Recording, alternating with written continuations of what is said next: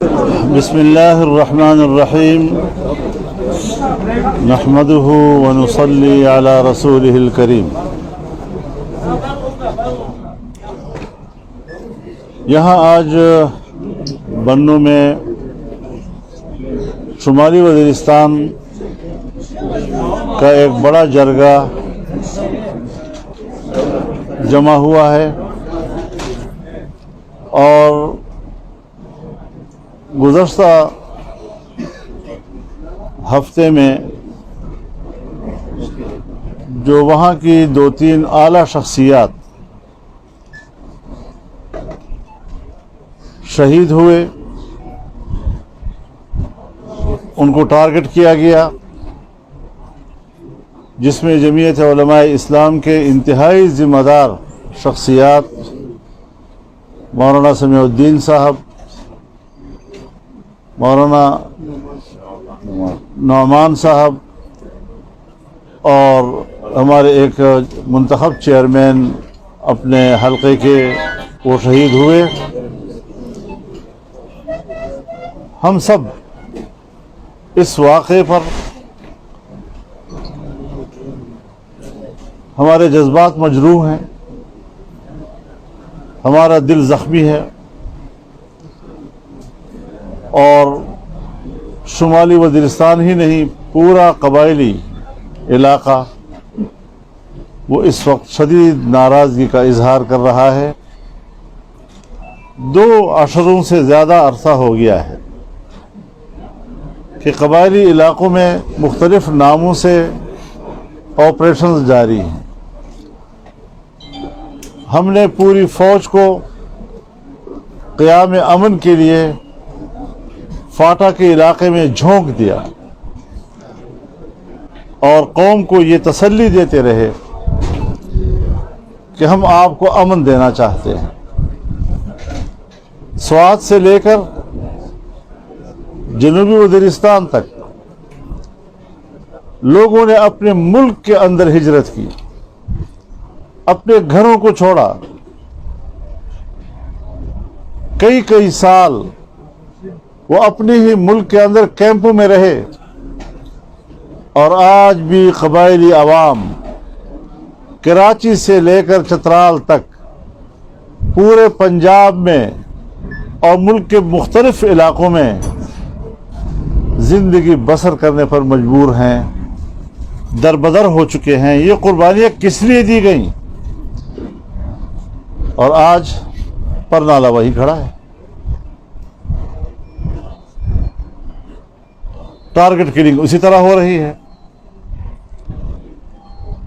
اور شاید عوام کے علم میں یہ بات نہیں ہے کہ ضرب عضب آپریشن کے دوران ہمارے 500 سے زیادہ قبائلی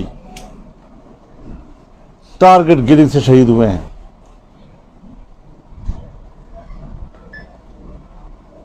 آج بھی آپ باجوڑ جائیں، اس 1 سال کے اندر جمعیت علماء اسلام کے 16 علماء شہید کیے گئے ہیں. محمد ایجنسی میں شہید ہو رہے ہیں. ہمیں کون مار رہا ہے؟ قیام امن کے دعووں کے باوجود ہم ان حالات سے کیوں دوچار ہیں؟ امن کے مذاکرات بھی ہو رہے ہیں اور اس دوران ہمارا خون بھی بہہ رہا ہے. تو اس حوالے سے ہمیں بتایا جائے میرا قاتل کون ہے، ورنہ پھر میرے قتل کی ذمہ داری ریاستی ادارے قبول کریں. یہ پاکستان ہے، یہ اسٹیٹ ہے. ہر شہری کے جان و مال اور عزت و آبرو کا تحفظ ریاست کی ذمہ داری ہے. ہم تو اداروں کو طاقتور بھی دیکھنا چاہتے ہیں، ہم اداروں کو معزز بھی دیکھنا چاہتے ہیں. ہم نے ان کے سخت ترین فیصلوں سے اختلاف ضرور کیا ہے، اپنی رائے دی ہے، لیکن اگر پارلیمنٹ نے، حکومتوں نے اس پر اتفاق کیا تو ہم راستے میں رکاوٹ تو نہیں بنے ہیں، لیکن نتائج وہی ہیں جو ہماری رائے تھی، جو ہم نے کہا تھا اس کے مطابق نتائج سامنے آ رہے ہیں کہ نتیجہ صفر۔ وفود جاتے ہیں قبائلی علاقوں میں، ایک مسجد بنائی ہوئی ہے، اس کو رنگ روغن کیا ہوا ہے، دیکھو ہم مسجد تعمیر کر رہے ہیں، 100 سے زائد مسجد شہید کر کے، 100 سے زائد مدارس کو شہید کر کے ایک مدرسے کا ایک ماڈل بنا کر پیش کرتے ہیں کہ جی ہم نے یہ کچھ کر دیا۔ اب ہمیں کیا دے رہے ہیں؟ آج بھی ہمارے دینی مدارس پر قبضہ ہے ریاستی اداروں کا، سول اداروں کو کیوں قبضے میں لیا ہوا ہے؟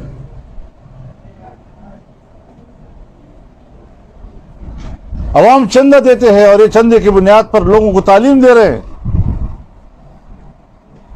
ایک سکول بند ہوتا ہے تو کہتے ہیں جی تعلیم بند ہو گئی، کیونکہ ایک دینی مدرسہ ایک باقاعدہ راسخ مضبوط تعلیمی ادارہ ہے، اس تعلیمی ادارے کی کوئی قدر و قیمت نہیں ہے ہمارے پاکستان میں، اسلام کے نام پر بنے ہوئے ملک کے اندر اس کو دہشت گردی کا مرکز کہا جا رہا ہے، اور پھر اسی ادارے کے اسی مدرسے کے علماء سے تعاون بھی لیا جا رہا ہے، انہیں کو دہشت گرد بھی کہا جا رہا ہے، دہشت گردی کے ادارے بھی کہا جا رہا ہے، شدت پسندی کے ادارے بھی کہا جا رہا ہے۔ ہمارے لیے انتہائی پریشان کن صورتحال۔ ہم نے ہمیشہ ملک میں سیاسی استحکام کے لیے اپنا رول ادا کیا ہے، ہم سے کوئی شکایت نہیں کر سکتی، ہم آئین کے ساتھ کھڑے ہیں، ہم ملک کے ساتھ کھڑے ہیں، لیکن ملک کے ساتھ کھڑا ہونا بھی ہمارا جرم، آئین کے ساتھ ہمارا کھڑا ہونا بھی ہمارا جرم۔ یہ اپنی سیاست کر رہے ہیں اور اپنی سیاست کے اندر ہمیں ذبح کر رہے ہیں، تو اس طرح تو پھر نہیں چلے گا۔ لہذا یا مجھے اپنا قاتل بتایا جائے، اس کے خلاف کارروائی کی جائے، یہ نہیں کہ مجھے قاتل بتا کر مجھے کہا جائے کہ آپ بندوق اٹھائے اس کے خلاف، ہم پھر بھی بندوق نہیں اٹھائیں گے، میں پھر بھی قبائل سے کہوں گا بندوق مت اٹھاؤ، اپنی جمعیت سے کہوں گا بندوق نہیں اٹھانا۔ ہم اس ملک کو خراب نہیں کرنا چاہتے، لیکن اگر کوئی مجرم ہے تو اس کو پکڑنے والا کیا ریاست ہے یا نہیں، ملک کے اندر ادارے ہیں یا نہیں ہیں، اور یا پھر خود تسلیم کرے کہ ہم اس کے ذمہ دار ہیں، کیونکہ میرے جان و مال کی حفاظت کی ذمہ داری آئینی طور پر ان کی ہے۔ یہ وہ ساری صورتحال ہے۔ میں آج اعلان کرتا ہوں کہ ہمارے پورے صوبے میں نے صوبائی جماعت کو کہا ہے کہ کل جمعے کے اجتماعات میں صوبہ بھر کے خطباء کرام، ائمہ کرام اپنے خطبوں میں شمالی وزیرستان میں ہونے والے اس واقعے اور اس کے علاوہ جو دوسرے واقعات ہو رہے ہیں بے گناہ شہریوں کے شہادتوں کے اور قتل کے، اس پر بھرپور احتجاج کریں، لوگوں کو بیدار کریں، اور جمعے کے فوراً بعد اتوار کے روز پورے صوبے میں مظاہرے ہوں گے، باقاعدہ احتجاج ہوگا اس کے بارے میں۔ ہم اداروں کو بھی یہ اجازت نہیں دیتے کہ وہ ملک کو مذاق بنائیں، اپنی سیاست کھیلیں اس کے اندر، اور ہم امن چاہتے ہیں۔ ہم نے امن میں کردار ادا کیا ہے، ہم نے امن میں قربانیاں دی ہیں، اپنے وطن کے ساتھ وفاداری کا ہم نے سزائیں کاٹی ہیں، ہم پر قاتلانہ حملے ہوئے ہیں، ہمارے بڑے بڑے سینئر لوگ شہید ہوئے ہیں، ہمارے اوپر حملوں میں 20 اور 30 لوگ شہید ہوئے ہیں۔ یہ خون مقدس نہیں ہے، یہ خون محترم نہیں ہے۔ تو ایک تو اس حوالے سے میں اعلان کرتا ہوں کہ کل جمعے کے روز تمام ائمہ کرام خطباء اپنے خطبوں میں اس واقعے کی بھرپور مذمت کریں، اور پھر اتوار کے روز انشاءاللہ پورے صوبے میں یہاں مظاہرے کیے جائیں گے اس واقعے کے خلاف احتجاج کے طور پر، اور یہ ہم آئینی حق استعمال کریں گے۔ ہم اپنے کارکن کو اب بھی کہہ رہے ہیں کہ آپ نے پرامن رہنا ہے، سیاسی مقابلہ کرنا ہے ہم نے، ان قوتوں کو شکست دینی ہے، لیکن بہرحال جذبات ہیں۔ کب تک ہم جذبات کنٹرول کرتے رہیں گے؟ کیا ریاست پاکستان یہ چاہتا ہے کہ ہمارا نوجوان جذبات پہ آ کر بندوق اٹھا لے؟ پھر کیا ہوگا ملک کا؟ اس ملک کو بچانے میں ہمارا کردار ہے، اس ملک کے استحکام میں ہمارا کردار ہے۔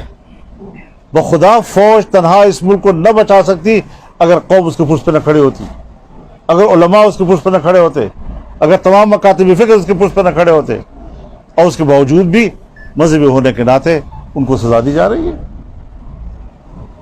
یہ ساری چیزیں اپنی جگہ پر ہیں۔ کون عدم استحکام پیدا کر رہا ہے وہ ہم سب جانتے ہیں، لیکن ہم ملک میں افراتفری نہیں چاہتے باہر۔ آج ہمارے ملک میں کیا ہو رہا ہے؟ میں ایک بات آپ سے کہنا چاہتا ہوں کہ عمران خان کی حکومت کا خاتمہ یہ حکومت کا خاتمہ نہیں ہے، اسی سے پاکستان کو بچایا ہے ہم نے۔ ان کا منصوبہ سامنے آ چکا ہے پاکستان کو 3 ٹکڑوں میں تقسیم کرنے کا، ان کے بیانات اس پر آ چکے ہیں۔ عجیب صورتحال ہے کہ ہم تو حیران ہیں کہ پنجاب میں ضمنی الیکشن ہوا۔ اگر ضمنی الیکشن کے نتائج آتے ہیں، اگر ہم عمران خان کے حق میں آنے والے فیصلے کے خلاف ہوتے تو ہم آج بھی کھڑے ہو جاتے نا، لیکن ہم نے 2018 میں دھاندلی کے خلاف بات کی اور ہمارا موقف صحیح تھا۔ یہ ملک کو تباہ کرنے کے ایجنڈے پہ آیا تھا اور اس کی حکومت کا خاتمہ پاکستان کی بقا کے لیے لازم تھا۔ آج وہ کبھی کاغذ پھرا رہا ہے، میرے خلاف سازش ہوئی ہے، میرے خلاف سازش ہوئی ہے، اور ایسے پاگل اس کے ارد گرد جمع ہیں کہ وہ جو چاہے اس کے پیچھے دوڑ رہے ہوتے ہیں۔ ایسی بیوقوف طبقہ میں نے دنیا میں نہیں دیکھا کہ ایک احمق کے کہنے پہ اس کے پیچھے دوڑ رہے ہوتے ہیں۔ اور آج کل کہتے ہیں جی ہم تو جہاد لڑ رہے ہیں۔ جہاد کس چیز کا لڑ رہے ہو؟ تمہارے خلاف جہاد جائز ہے۔ جس کے خلاف جہاد ہونا چاہیے وہ کہتے ہیں ہم جہاد لڑ رہے ہیں۔ الٹی دنگا، بے حیائی، فحاشی، عریانی، مہنگائی، بے روزگاری، بین الاقوامی اداروں کے ساتھ غلط ان کے شرائط پر معاہدات، اس پر دستخط کرنا، ملک کی معیشت کو بیچنا، بیڑا غرق کر کے رکھ دیا آپ نے پاکستان کا، اور اب پھدک کر پھر رہے ہو ادھر ادھر کہ میں تو ملک کو بچا رہا ہوں۔ عمران خان اپنے حدود میں رہو، جمعیت والے زندہ ہیں، ہم زمین اتنی گرم کر دیں گے آپ کے لیے کہ آپ کی یوتھیوں کے نرم تلوے اس زمین پر نہیں رکھے جا سکیں گے۔ ہم فضا کو اتنی گرم کر دیں گے کہ تمہاری یہ چھوٹی چھوٹی تتلیاں ان کے پر نہیں برداشت کر سکیں گے اس فضا کی گرمی کو۔ حدود میں رہو۔ ہم بیرونی سازشوں کا مقابلہ کرنے کے لیے میدان میں آئے ہیں، ہم بیرونی مشنری کو اس ملک میں شکست دینے کے لیے آئے ہیں، اور تم بیرونی مشنری کے ایک ایجنٹ ہو۔ ہم نے صحیح کہا ہے کہ تم ایجنٹ ہو کسی کے، تم ہو کیا چیز؟ لاس اینجلس سے لے کر ڈی چوک تک تمہارے تعفن کی بدبو پھیل رہی ہے، اخلاق تمہارے یہ ہیں، کردار تمہارا یہ ہے، تم ہمیں پاکستان کے نظام سمجھاتے ہو؟ گندگی اور غلاظتوں سے توقع ہے کہ وہاں سے پھول اٹھیں گے، خوشبوئیں اٹھیں گی، لہذا ایسی حرکتیں مت کرو۔ یہی فوج تھی جب آپ کو سپورٹ کر رہی تھی اور ہمیں اس کے کردار پہ اعتراض تھا تو آپ کہتے تھے فوج ٹھیک کر رہی ہے، جنرل صاحب زبردست ہیں۔ آج جب وہ نیوٹرل ہو گیا ہے تو تم اسے جانور کہتے ہو؟ میں تو خراج تحسین کہتا ہوں، میں تو چاہتا ہی ہوں کہ نیوٹرل رہے، لیکن یہ تمہارے حق میں استعمال ہو رہا تھا اس وقت ٹھیک تھے وہ، آج ان کو گالیاں دے رہے ہو تم۔ शर्म नहीं आती तुम्हारे इस यू टर्न में तुम्हें? इलेक्शन कमीशन ने इलेक्शन कराए 20 सीटों पर ज़िमनी, आपने कहा जबरदस्त जबरदस्त माशाअल्लाह, नताइज पर खुशी। और अगले दिन जब खबर आई कि फॉरेन फंडिंग केस का फैसला आने वाला है, इलेक्शन कमीशन मुस्ताफी हो जाए। अब क्यों भाई?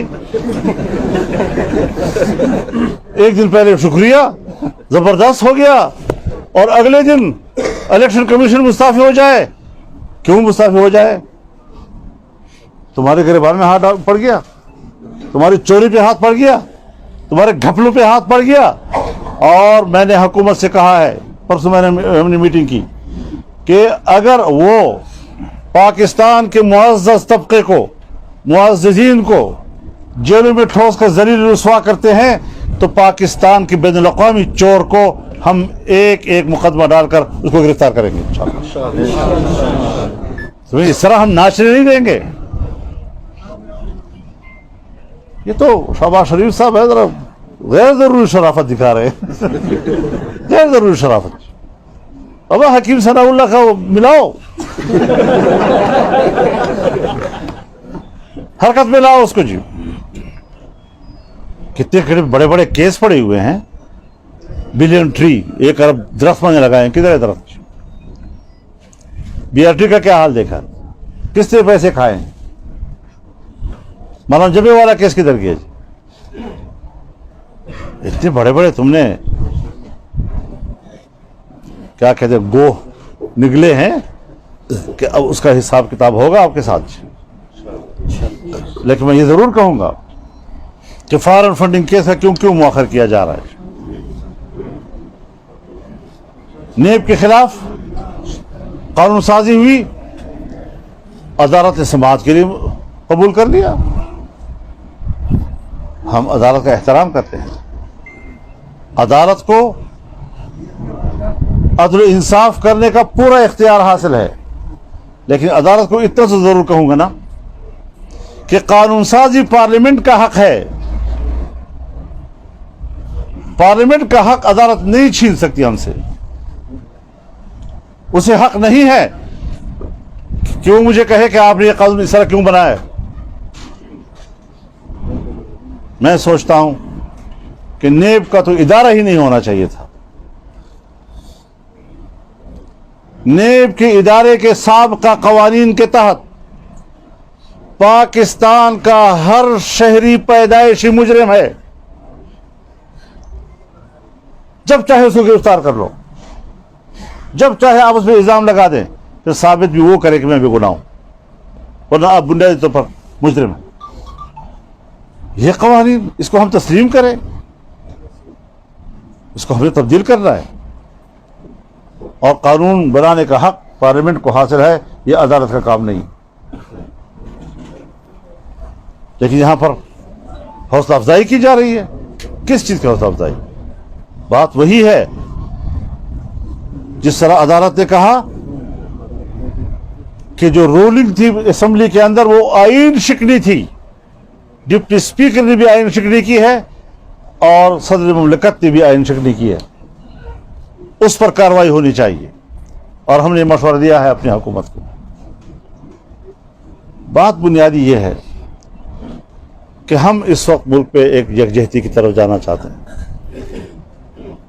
हम इक्तिसादी बहरान में हैं। 4 साल में जो बहरान पैदा किया गया, हमसे कहा जा रहा है कि 4 दिन के अंदर आप ठीक करें इसको। लेकिन इसके बावजूद मैं एक राय रखता हूं, यह हुकूमत 1 साल के लिए है या 100 साल के लिए।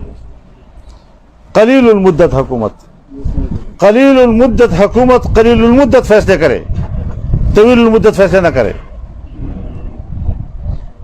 हम कीमतों को बढ़ाने के, मैंने इख्तिलाफ किया था, मैंने राय दी थी कि आप इख्तिलाफ ये पब्लिक में बुरा समझ जाएगा, किसको आप समझाएंगे। लेकिन बहरहाल जब सब एक राय रखते हैं तो फिर हमने भी कहा चलो ठीक है, आपकी एक राय है, हमने राय दे दी, पूरा रिकॉर्ड पे है, हमेशा रिकॉर्ड पर रहेगी।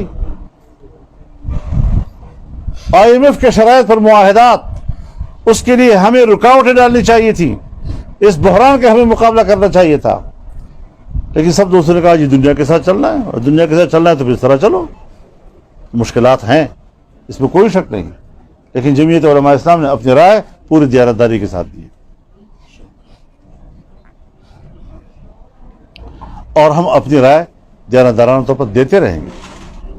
ہم نے الیکشن 2018 کے بعد جو رائے دی ہے، اگر اس سے اتفاق نہیں ہوا تو جس طرح شرعی اصول بھی یہی ہے کہ جب سب دوست ایک رائے پہ آ جائیں، آپ نے حق ادا کر دیا، باقی اس کے بعد.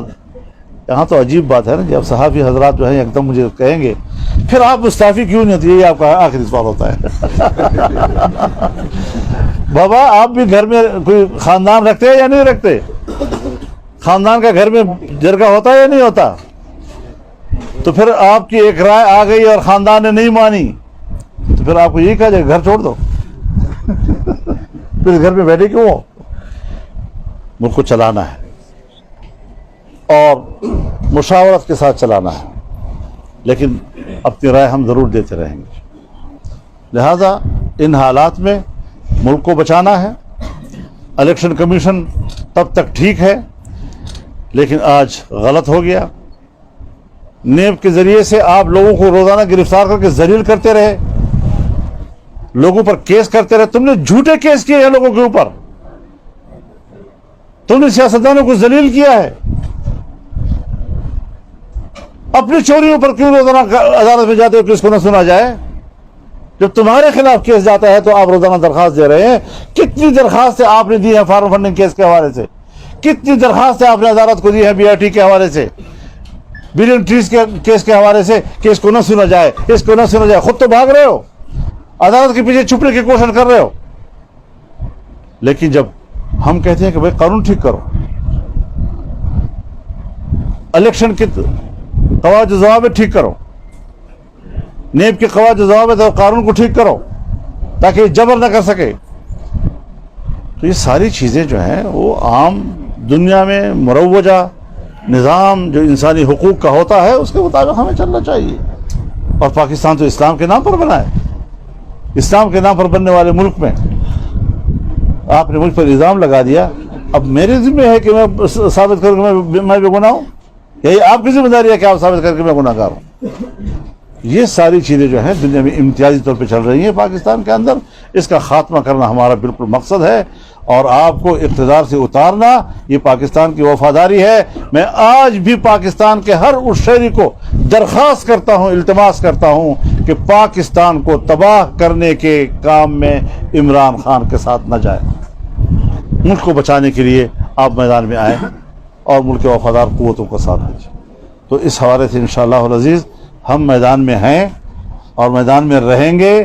اور تم اگر اقتدار میں آنے کی خواہش رکھتے ہو، پہلے تو تمہاری خواہش پوری نہیں ہوگی انشاءاللہ، اور یاد رکھو ہم تمہیں آرام سے ایک لمحہ بھی گزارنے نہیں دیں گے.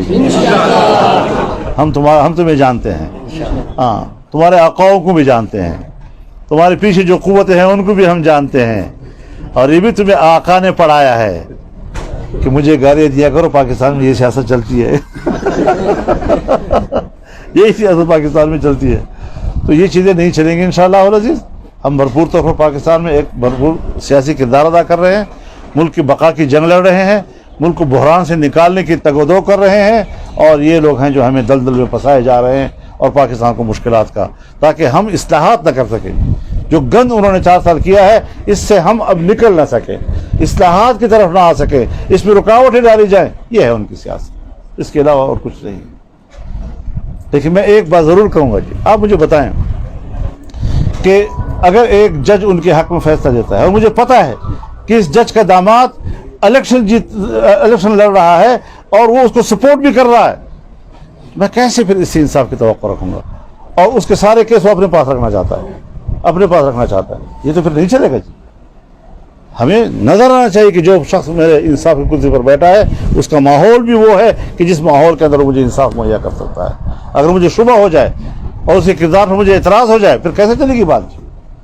لہذا ہم ایک معزز محترم عدلیہ اور محترم ادارہ چاہتے ہیں، اور اس قسم کے کسی بھی شک و شبہ سے ان کو برطرف دیکھنا چاہتے ہیں کہ جہاں ان کے عدل انصاف کی फैसलों पर कोई एतराज़ कर सके।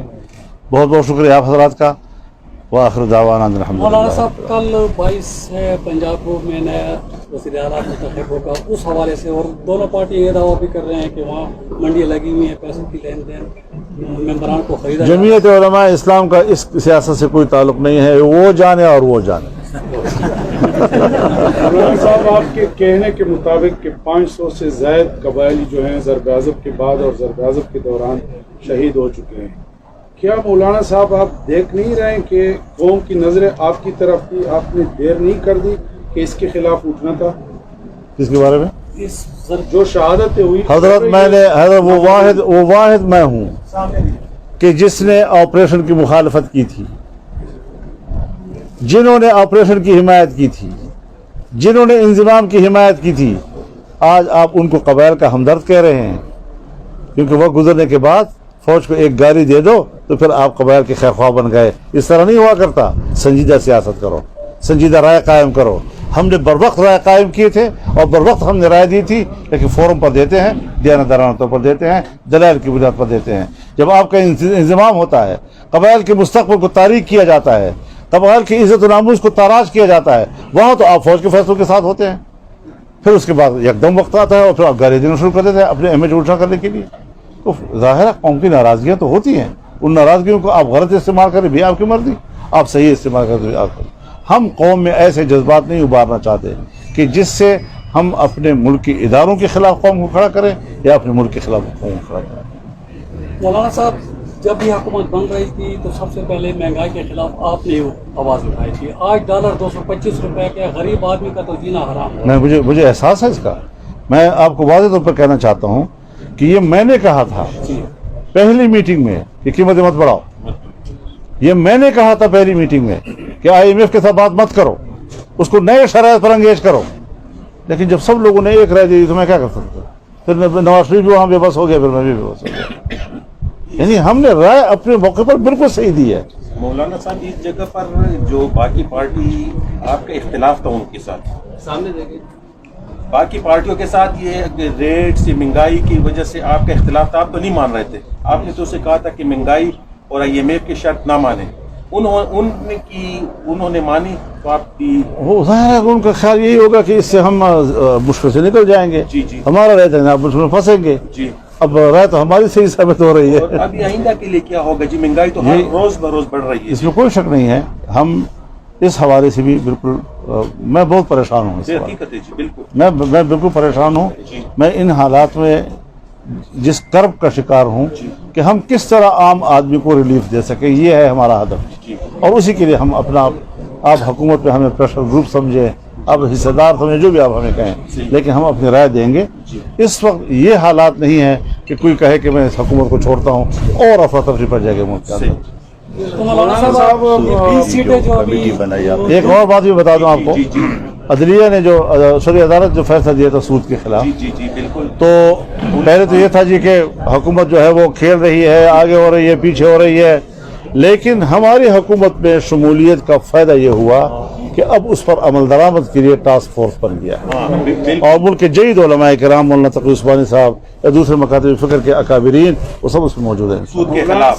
मौलाना साहब, सिंध और कराची में जो इंतखाबात मुलतवी कर दिए, मौखिर कर दिए गए हैं, उसके बारे में कुछ लोग कह रहे हैं कि ये शिकस्त के खौफ से जो है उन्होंने रास्ता इख्तियार किया है और बारिश और पानी का बहाना बना। देखिए, इल्तिवा तो मैं नहीं करता जी। मैंने तो पहले भी दरख्वास्त दी थी कि आप ये हमारे इलेक्शन भी ज़रा मुआखर कर दें, इस मौसम में ठीक नहीं है। हमारी तो नहीं मानी गई। बलूचिस्तान में भी हमने कहा था कि वो आप मुआखर कर दें, लेकिन हमारी तो नहीं मानी गई। पंजाब में भी कहा गया कि आप मुआखर कर दें, लेकिन हमारी तो उस वक्त नहीं मानी गई। अब सिंध में भी हमने तो नहीं कहा।